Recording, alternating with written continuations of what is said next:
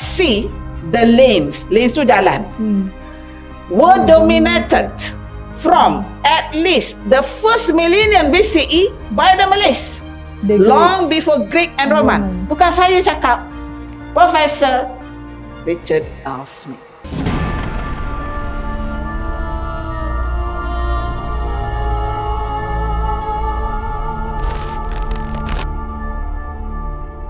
Assalamualaikum warahmatullahi wabarakatuh. Selamat datang kepada semua penonton Demi Melayu ke podcast kami yang ke-8. So, topik kali ini kita membawakan tetamu kita yang tak asing lagi. Kita dah selalu nampak dia dekat YouTube, dekat TV, adalah kat mana-mana lagi social media platform. So, selamat datang kepada Profesor Dr. Soleha ke podcast Demi Melayu. So, kali ni kita akan membicarakan topik yang tak pernah lah habis-habis orang bahas kat luar sana kan. Topik pasal keturah, iaitu salah satu kita nak panggil ibunda lah kepada keturunan orang Melayu ni. So, Ustazah, kita nak tanya Ustazah first lah. So, agaknya Ustazah, lepas pada Ustazah banyak bercerita dekat orang luar sana kan, masih ramai lagi yang macam mungkin dia sangsi lah tentang kajian pada Prof kan. So bagi komen Prof dululah mengenai hal ni. Okey, Assalamualaikum warahmatullahi wabarakatuh. Terima kasih Yana dan Demi Melayu kerana menjemput saya pada hari ini. Sebenarnya keturah ini, research tentang keturah ini saya bersama dengan Profesor Allahyarham Profesor Dr. Ghani Yaakob. Beliau merupakan profesor di Jabatan Sejarah Universiti Islam Antarabangsa. Beliau lulusan PhD daripada Universiti Al-Azhar dalam bidang Hadaratul Islamiyah. Jadi beliau yang menggalakkan saya, memberi jalan kepada saya untuk mencari bukti terhadap keturah ini, dan ia berlaku semenjak tahun 2015 lagi tidak silap saya. Dah lama lah. Dah lama dah, dan saya tidaklah penting sangat. Yalah, saya dah buat research lain kan, kita dah buat genealogi. Jadi dia selalu tanya, Salah dah jumpa keturah? Dah jumpa info keturah? Saya berkata, ada beberapa buku. Dia cakap apa? Dia kata sebab dia kata keturah ini adalah dalam bahasa Ibrani. Keturah ini dalam bahasa Ibrani, di dalam bahasa Arabnya disebut bahur. Bahur maksudnya dalam bahasa Melayu adalah gaharu. Jadi berdasarkan penemuan itu, maka beliau sungguh excited. Jadi saya kata, ada apa dengan keturah dalam, kalau dikatakan gaharu? Dia kata, wanita ini mesti daripada alam Melayu. Kenapa tu? Okey. Sekiranya dia masih hidup, saya memang akan tarik dia datang dalam podcast kita ini. Tetapi beliau sudah meninggal 2 tahun yang lepas ya. Jadi dia meninggalkan saya terkontang-kanting seorang diri dan dihentam berbagai-bagai pihak kan. Tapi saya rasa saya tidak ada masalah ya. Jadi sebenarnya bila kita melakukan research dalam waktu yang panjang, yang lama, dia memberi banyak angle. Kejap, berapa lama tu Prof? Okey, sebab saya tulis buku saya sesudah terbitnya buku saya di Mesir yang Dirasah Naqdiyah fi Tafkir Nahl Arabi, saya meneruskan pencarian tentang genealogi. Genealogi itu bermaksud nasab-nasab keturunan Adam alaihissalam. Jadi bermula daripada tu kita buka kitab tu, buka tafsir ni, tu ini, buka classical English punya book, kemudian yang ada data terjemahan daripada Greek, dia punya classical English tu. Saya baca tulisan Reverend, saya ingat baca tulisan Sechelus, saya lupa lama, ada dalam buku saya tu, ada buku dia, mereka tu adalah Reverend. Reverend maksudnya orang yang pendeta lah. Saya baca buku-buku itu. Saya baca buku karangan tafsir-tafsir. Ingat ya, Reverend yang hidup sebelum zaman sebelum lahirnya Isa itu, mereka itu percaya pada Tuhan yang satu ya. Mereka itu biasanya dalam 90 BCE. BCE maknanya 90 BCE sebelum zaman Nabi Isa. Dia dalam zaman Nabi Zakaria apa semua. Dia banyak buku-buku yang diterjemah daripada buku-buku tulisan karangan Greek, Yunani itu ke dalam English klasik. Ini yang orang panggil ahli kitab kan? Ya. Jadi dalam English klasik. Kemudian selain itu, bila kita dapat info itu, kita ingin balancekan dengan info dalam tafsir. Ya, dalam Quran memang tak sebut. Jadi sebelum saya pergi jauh, dalam Quran tak sebut bahawa Nabi Ibrahim ini ada isteri yang ketiga ataupun yang keempat. Ya. Tetapi dalam Quran hanya menyebut dua, iaitu Siti Sarah dan Siti Hajar. Tetapi tidak menyebut nama Siti itu, Siti Hajar dan Sarah tak sebut. Dia sebut Imra'ah Ibrahim. Perempuan Ibrahim. Maknanya perempuan milik Ibrahim. Dia tak sebut nama tu dia sendiri. Tak sebut, dia sebut zaujah. Dia sebut Imra'ah, dia sebut zaujah. Isteri lah kan? Isteri lah maksudnya. Dia sebut kisah yang nak Siti Sarah bila datang malaikat itu untuk memberi tahu dua perkara. Satu, Lut kaum Lut akan diterbalikkan, akan dimusnahkan, dan satu lagi kamu akan mendapat cahaya mata. Dan pada waktu itu Quran merakamkan cerita itu. Dia cerita, dia kata pada waktu itu imra'ahnya ataupun zaujah itu di sebalik sitar tabir ketawa. Maksud tak percaya, betul ke? Yang datang itu dia cakap dalam Quran itu adalah malaikat. Itu dia sebut tu. Dan dia tak sebut pun nama Siti Sarah. Begitu juga dengan Siti Hajar, tak ada pun nama Siti Hajar itu. Dia kata Imra'ah Ibrahim. Ibu kepada Ismail. Ismail itu anak kepada Ibrahim AS. Adapun Qaturah ini dalam setengah academic study disebut epic ataupun disebut melhamah. Dia bukan mitos. Dia bukan mitos. Bukan legend. Dia adalah benda yang bertulis dan ada cerita. Saya boleh ceritakan di sini ya. Ada dua buku. Ini ialah mereka yang menulis. Jadi mereka menulis dalam versi mereka. Tapi bila saya baca ini, Go East ini semua cerita pasal anak Qaturah.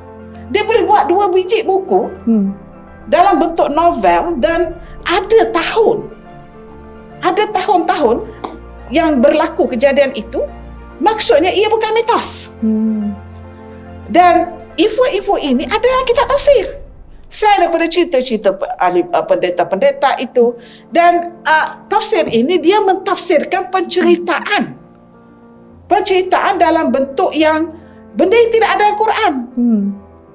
The Romance of Abraham and Keturah. Dia cerita macam mana Keturah dan Abraham berjumpa. Tapi dalam uslub dia. Dan di sini dia letak sources. Dia letak recommended reading. Ini like novel ke apa? Dia like a novel but a story. Dia just sejarah tapi dia ingin sebarkan kepada orang dalam bentuk yang orang boleh baca. Dia bukan akademik. Faham. Tapi dia ada sources. Ya, dia ada sources.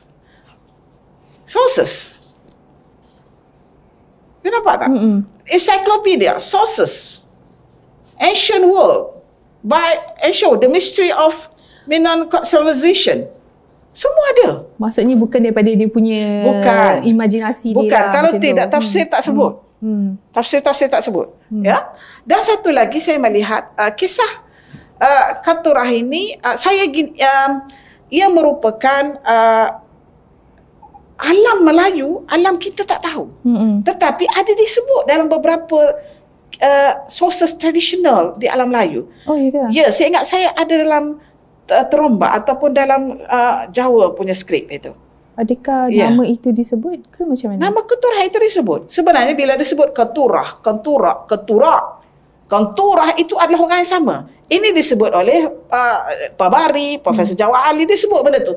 Itu adalah orang yang sama. Kalau kata Qaturah itu adalah orang yang sama. Wanita ini wujud. Persoalannya wanita ini bangsa apa? Siapa dia? Jadi bila disebut begitu, saya membaca dalam kitab Profesor Jawad Ali. Ingat ya, saya tak bawa pula kitab dia ni. Kitab Profesor Jawad Ali, profesor besar dalam ancient history of Arab before Islam. Dia ada dalam 10 jilid, lebih kurang 10. Tengok berdasarkan pada siapa penerbitnya. Yang ada penerbit dengan saya pergi di library universiti ya. Ada 10 jilid dan setiap satu jilid tu dalam 700 pages. 700, 800, 900 pages. Dia menceritakan daripada zaman sebelum banjir besar lagi. Banjir besar Nabi Nuh. Berturutan sehinggalah ke zaman lahirnya Nabi Muhammad SAW. Cerita itu, detailnya. Tapi tak ada dalam translation in English. Tak ada. Oh, okey. Dia semua dalam bahasa Arab. Dan orang tak pinjam pun dekat universiti saya tu. Yelah. Sebab orang tak kaji benda tu. Saya suruh duk pinjam. Jadi kita tidak ada masalah. Bila nak pinjam, bila nak hantar, dia tidak ada. Ada habis dah tarikh, ada orang duk tu. Tak ada. Kitab-kitab tu orang tak baca. Kitab-kitab saya baca guna tu orang tak baca. Kadang-kadang bila saya nak pinjam tu dah berhabuk dah. Nampak tak Yana? Lepas tu kan, okey. Katurah ini ialah bakhur ataupun gaharu. You nak tahu kan? Ya, pendengar-pendengar semua boleh pergi ke Google Translation, senang je nak tahu. Tulis bakhur dalam bahasa Arab. Siapa yang boleh tulis Arab tu, tulis bakhur, kemudian pergi ke sebelah satu lagi, Hebrew, tekan ke sound. Nak baca tak reti kan? Dia punya alfabet tu. You tekan ke sound, dia akan sebut keturit. Maksudnya, betul lah. Keturah itu bermaksud gaharu. Okey, persoalannya sekarang, di mana tumbuhnya pokok gaharu dalam skala yang besar? Kejap sebelum tu, Prof. Keturah tu bermaksud gaharu. Gaharu. So maksudnya itu adalah bukanlah nama sebenar individu. Bukan nama sebenar individu itu. Okey, so itu hanyalah macam gelaran lah macam tu. Gelaran. Okey. Dia mesti famous. Nama itu diberikan berdasarkan asal usul wanita ini. Begitu nama yang diberikan kepada orang dulu, kepada orang yang ada signifikan dalam masyarakat. Sebagai contohnya Bukhari. Al-Bukhari itu bukan nama dia sebenar. Tapi Bukhari itu berdasarkan tempat asal dia. Bukhara. Kan kita orang Melayu, dia kata Melayu. Itu Melayu, nama noun. Tapi nak kata orang Melayu, Melayu-wiyu. Okey. Melayu-wiyu. Melayu-wiyu. Melayu-wiyu. Tapi English. Okey, macam perkataan Melayu. Melayu itu bangsa Melayu. Tetapi nak mengatakan itu adalah orang Melayu, Melayu-wiyu. Nak katakan English, orang Inggeris. Dalam bahasa Arab, dia panggil Inglesiyu. Tambah you tu maksudnya bangsa Inggeris, orang Inggeris. Okey, faham. Ya. Begitu juga dengan perkataan Nasara. Nasara. Nasara itu asalnya perkataan Nasriyah. Nazareth, Jesus of Nazareth. Nabi Isa dilahirkan di Nasiriyah. Nasiriyah itu satu kampung di utara Palestin. Dia dekat dengan Syria. Jadi orang-orang daripada kampung itu namanya orang Nasara, Nasraniyun. Maksudnya Nasraniyun itu nama orang kampung Nasara. Nampak tak? Bukannya ada kaitan lagi dengan Kristian itu. Itu asal usulnya. Saya orang linguistik. Saya melihat dari sudut epistemologi untuk menisbahkan sesuatu bangsa ataupun sesuatu orang itu. Sekiranya katurah itu dikatakan adalah bermaksud gaharu, dia merupakan bahasa Ibrani, maka kita kena fikirlah. Kita buat research sama-sama lah, bukan kita menghentam. Saya sudah memberi jalan. Saya menulis juga buku saya dan kawan-kawan boleh menulis buku juga. Komplain ataupun tambah value. Ini adalah Prof punya metodologi melihat nama keturah berdasarkan linguistik. Tempat dia itulah. Berdasarkan linguistik epistemologi, gaharu itu adalah bermaksud sesuatu yang jenis rempah. Rempah ratus. Dan saya ingin bagi tips ya. Saya ingin tolong bagi 2 tips untuk menolak teori keturah ini dari alam Melayu. So kalau boleh buktikan ni, silakan. Kalau boleh buktikan, silakan. Bermaksud tertolaklah teori keturah ini. Apa itu? Pertama, buktikan bahawasanya penanaman gaharu ataupun tumbuhan gaharu ini, pokok gaharu ini tidak ada di tempat, pokok gaharu ini ada di tempat lain.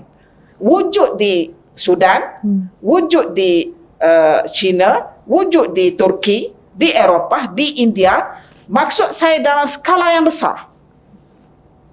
Sekiranya tempat lain juga wujud pokok gaharu, maka value, nilai, tambah nilai keturah asal daripada alam Melayu berkurangan. Satu. Yang kedua, buktikan tiada berlaku ancient trading maritime. Pelayaran maritim ataupun pelayaran perdagangan, ancient trading daripada Mesir, daripada Palestin, daripada Eropah ke Timur Jauh. Maksud saya ialah ke China, ke sebelah selain daripada kita, Far East. Ataupun ke sini, ke alam Melayu. Sebab kita merupakan gatekeeper.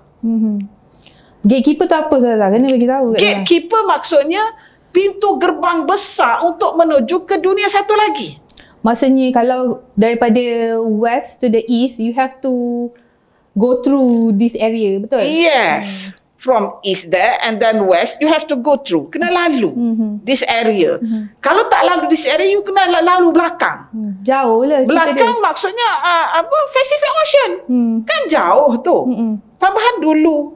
Yang dulu-dulu lagi kan.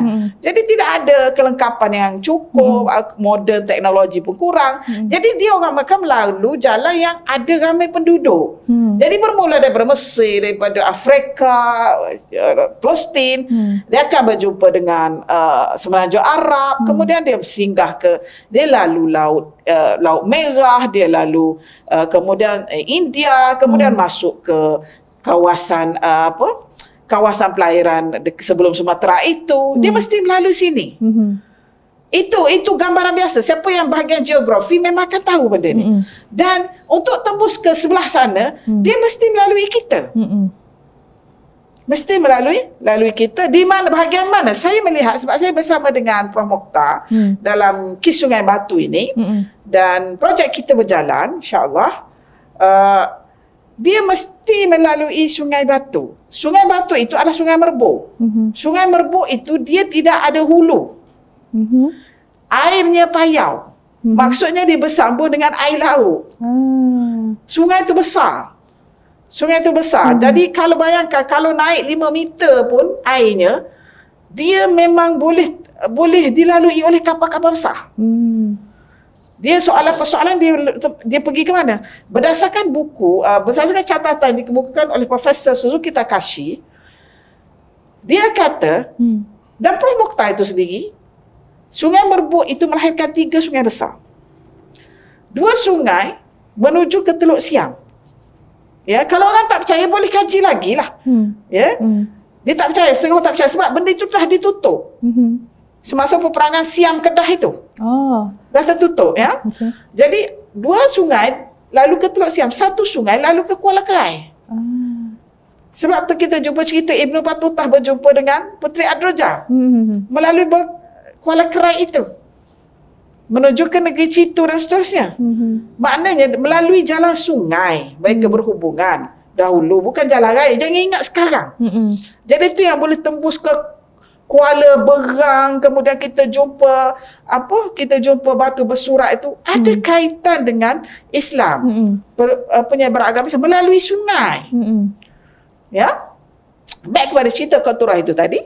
Jadi di sini saya sertakan yang saya dah tunjuk tadi, ini adalah buku-bukunya. Bukan kita nak percaya pada buku ini, tetapi buku-buku ini dia boleh menceritakan kisah yang detail bagaimana Qaturah dan anak-anaknya hidup bersama Nabi Ibrahim.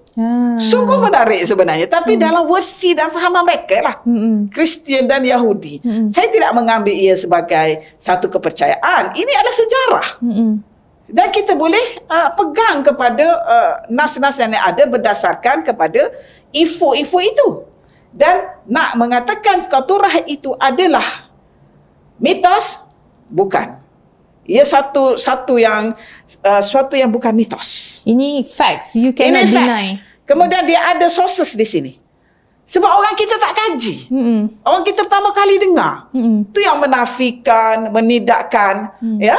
Tetapi ini ada sources. Dan sources ini orang ilmiah dia yang buat. Ya, orang ilmiah. Jadi untuk menolak teori kulturah 100% bukan daripada alam ini.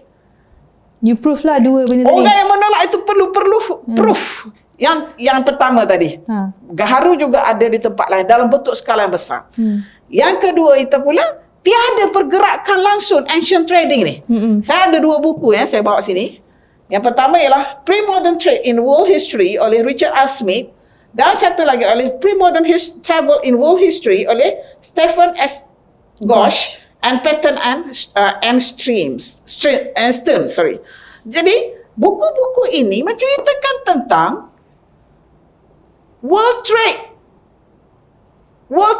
punya pergerakan. Trading ni pre-modern travel ini pre-modern trade. Trade in world history. Ini travel, ini rate, ini trade in world history. Disebut perkataan orang Melayu ada dalam ni. Saya boleh tunjuk ya. Tapi bila kita sebut dalam video yang bukan podcast gini, kita tak sempat nak sebut. Kita duk main dengan masa dengan PowerPoint. Tak nampak kadang-kadang kan. Kat sini saya boleh sebut ya. Dia kata out at sea, the lanes were dominated from at least the first millennium BCE by the Malays. Baca lagi Pak. Okay. Out at sea, the lanes tu jalan, were dominated from at least the first millennium BCE by the Malays. Guys, dah hadir dalam ni guys. Ini baru satu, banyak lagi. Jadi saya nak berceritakan, bila kita dengarkan saya, biarlah. Tapi memang kita tak menafikan yang orang Melayu ni memang pelayan hebat daripada dulu. Yes, tapi tak ada bukti yang bertulis yang kita jumpa. Betul. Okey, saya baca lagi ya. A term that may refer specifically to the inhabitants of the Malay Peninsula. Memang sedebuk kat situ lah. Yes, but it's often applied in a larger, more generic sense to various seafaring peoples who spoke Atronesian languages and live in parts of Sumatra, Borneo and other islands as well as on the peninsula. Malay sailors were the earliest long-distance traders in the modern countries of Malaysia and Indonesia. So what? Okay? And their activities reached from the South China Sea to the eastern rim of the Indian Ocean. They were skilled mariners with their own advanced nautical technology, who may have independently invented the sail long before Greek and Roman merchants stepped into Indian Ocean trade. The Malays created commercial networks extending from the Philippines and New Guinea to the east coast of Africa. Long before Greek and Roman. Bukan saya cakap, Profesor Richard R. Smith. Dia punya sources penuh. Saya sebut sources dia. Satu, 2, 3, 4, 5, 6 pages. Sources. Bibliografi. Maksudnya sini orang Melayu, anak-anak Melayu kena buat research tentang bangsa dia. Jangan condemn, jangan mengeji, jangan menghina orang yang kaji tentang bahasa Melayu. Prof ingat tak yang baru-baru ni? Kan yang pasal yang Malay ship ke? Yang pasal orang Jerman tu cakap kan? Ini boleh jadikan bukti. Masalahnya orang kita, dia sendiri yang pergi backlash benda tu. Dia sendiri yang pergi condemn. Dia kena ambil lah ni. Dia kata long before the Greek and Roman. Dan kita tahu Greek ialah civilization Greek ialah selepas civilization China. So kita lagi advance pada tu. Kita long before. Sebab itu kita menjadi gatekeeper. Dan hantaran saya dalam Facebook yang terbaru, sebenarnya ada sebuah negeri dia kata yang mengamalkan agama Islam. Dia sebut negeri itu nama sebab kita istilah-istilah itu orang penulis orang yang dia punya komuniti dia yang menamakan kawasan itu. Jadi penggunaan epistemologi itu merupakan satu masalah besar untuk sesiapa yang bukan bidang linguistik untuk memahaminya. Faham? Jadi diperlukan kepada kepakaran linguistik untuk mentafsirkan apa maksud zam, apa maksud zanj. Itu rupanya kawasan cam. Zam itu ialah cam. Okey. Nampak tak? Saya berpendapat seluruh kawasan Kedah Tua, Patani, Funan dan itu adalah Aceh, Sumatera. Pada awalnya adalah tamadun campak. Semua ni lah. Semua. Cuma kawasan di sebelah ni saya tidak pasti. Tetapi kawasan Kedah, Kelantan, Aceh confirm. Sebab dia ada kaitan dengan language. Aceh ya. Sumatera sebab apa? Sebab Profesor Tegut menulis bahawasanya, saya ada buku dia daripada Profesor Emeritus daripada University California, bahasa cam kuno itu mempengaruhi bahasa Aceh, Kedah, Patani, Kelantan. Iban. Oh, Iban. Ya, dia sebut Iban. Oh, okay. Maksudnya itu adalah bahasa Melayu itu. Bahasa Melayu kuno itu. Benda-benda perkara-perkara begini kita perlu lakukan research. Kita tak perlu cepat nak react, terutama dalam react yang negative react. Ya, dia membuang masa kita dan mengelirukan pemikiran anak-anak bangsa Melayu ini. Ya. Tak apalah kalau you rasa you tak setuju, then you come out lah dengan come out tu dalam bentuk yang positif. Kita melihat benda yang positif. Ya. Come out dalam menulis ke apa, tapi dalam bentuk yang sopan. Betul ya? Yang sopan. Betul, saya pun tak setuju juga. It's okay kalau you tak setuju. Biasa, orang tak setuju dengan kajian orang lain itu biasa. Cuma, yelah, you kenalah dalam bentuk yang sopan lah beradab juga kan. Jadi sebab saya mengemukakan tu dalam bentuk yang saya tak tahu orang akan bagaimana kita sebenarnya saya datang kitab Arab, tafsir. Ya. Sebenarnya apa yang saya baca dalam kitab tafsir tu tak salah. Betul pun, tapi mungkin interpretasi orang berlainan. Sebab sebab itulah dia kena berjumpa dengan kita kalau tak puas hati secara personal ke office kita lah dulu. Mungkin sebab kita tak biasa kan guna sumber-sumber daripada Arab, lagi-lagi Arab kuno, bahasa lain. Ya, setengah orang tak biasa. Jadi bila saya beri pandangan begini, seolah pecahan cukup besar. Jadi saya rasa diam dulu bila ada komen apa semua tu. Jadi saya bila dah nampak reda apa semua, kita betulkan baliklah pandangan itu dan kita datangkan bukti. Sekiranya tidak mampu mendatangkan tips-tips tadi, maka teori keturah tidak tertolak. Ia masih lagi di alam ini berdasarkan kepada kayu gaharu itu. Keturah itu maksud kayu gaharu, bukannya crown. Saya dengar ada kata crown. Mahkota, bukan. Kayu gaharu, tengoklah dalam translation tadi yang saya sebut itu. Okey, maksud Prof kat sini adalah kayu gaharu tu memang paling banyak dijumpai di Nusantara. Di kawasan kita ini, di Nusantara. Mungkin tempat lain mungkin ada tapi tidak dalam skala besar. Jadi penamaan kepada wanita itu mestilah berdasarkan kepada di mana famousnya, popularnya bahan itu. Mungkin bahan tu masa tu adalah popular dengan gaharu, betul? Masa zaman tu. Kita kan Kepulauan Rempah.